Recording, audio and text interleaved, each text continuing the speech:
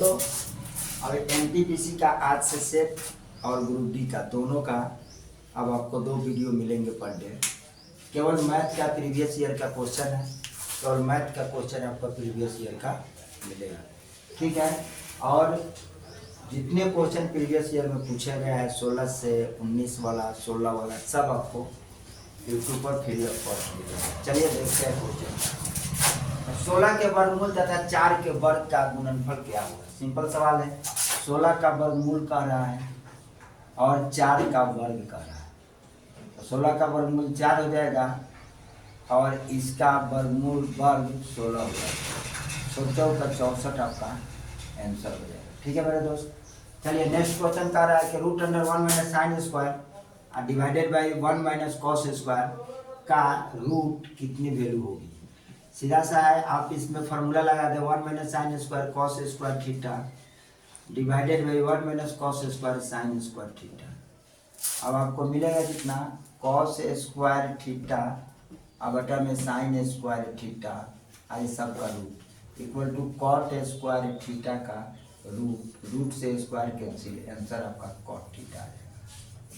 ये आपका आंसर मिलेगा, ठीक है। आगे देखिए, चक्रवृद्धि ब्याज 8% के वार्षिक दर से निवेश किए गए 37,500 रुपये पर 1.5 वर्ष में कितना हो जाएगा, जबकि ब्याज की दर अर्धवार्षिक संयोजित होता है। ब्याज की दर अर्धवार्षिक है तो ध्यान देंगे, अर्धवार्षिक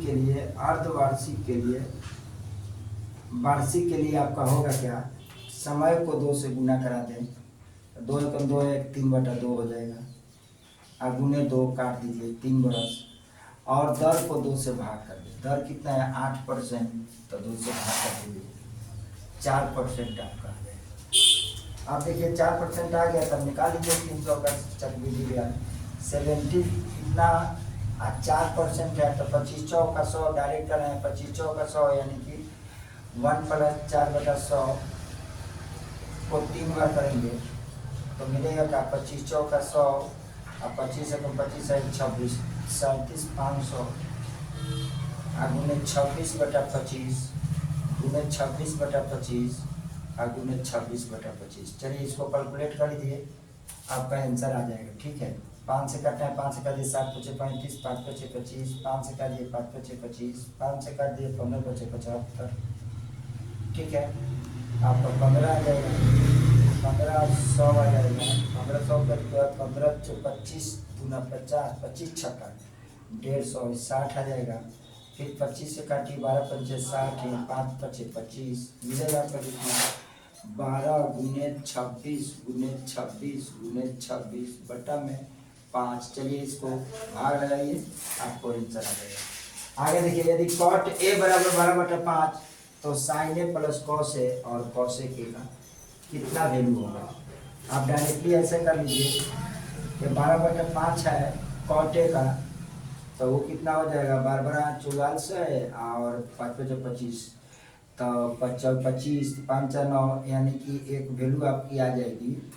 ये आपका आ जाएगा कितना 12 5 है तो ये 13 आ जाएगा आपको।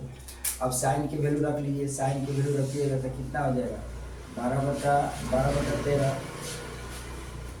प्लस कॉस की वैल्यू रखिएगा तो 5/13 और गुना में यहाँ लगा लीजिए 13/5। अब इसको सॉल्यूशन कीजिएगा तो 12 5 12 13 13 का लगो तो 12 5 17 17/13 और गुने 13/5। इसको काट लीजिए, आ जाएगा आंसर आपका 17/5। ये आपका आंसर हुआ। चलिए एक और क्वेश्चन लास्ट है, इसको देखते हैं। कह रहा है एक आदमी 25% के हानि पर एक मेज को 442 रुपया में बेचता है, उसे 25% लाभ कमाने के लिए कितने रुपये में बेचना चाहिए। सबसे पहले इसका सीपी निकाल लीजिए। ये हानि पर बेच रहा है तो 4200 का सीपी में लिख लीजिए 100 बटा में कितना 75, और उसको लाभ पर बेचना चाहता है तो 125 बटा में 100, यानी कुल मिला के इसको काट दें।